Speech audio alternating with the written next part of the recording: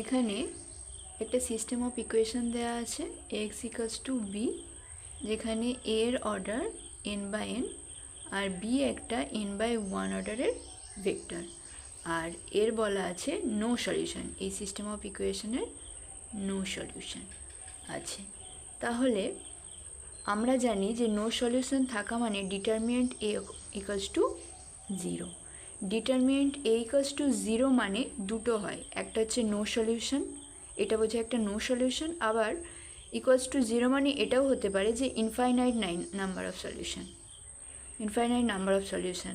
তাহলে আমরা এটা দেখে বলতে পারবো না যে এটা নো সলিউশন, কিন্তু নো সলিউশন মানে অবশ্যই ডিটারমিনেন্ট ইকুয়ালস টু 0। আর ইউনিক সলিউশন যখন থাকবে তখন determinant equals to not equals to 0।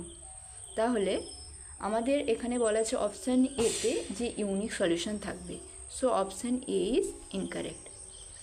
একইভাবে option C is also incorrect, কারণ আমাদের এখানে সি একটা অন্য দেওয়া আছে, সি নয় ওয়াই, তো ওয়াই অর্থাৎ বি এর মান যাই হোক আমাদের এটা ইউনিক সলিউশন থাকতে পারে না, কারণ ইউনিক সলিউশন থাকার মানে ডিটারমিনেন্ট নট ইকুয়ালস টু 0।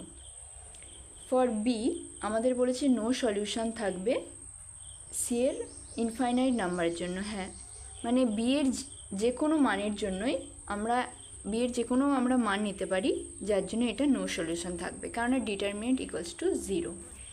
আর অপশান ডি বলা আছে determinant equals to 0, so option D is correct. Option B is also correct.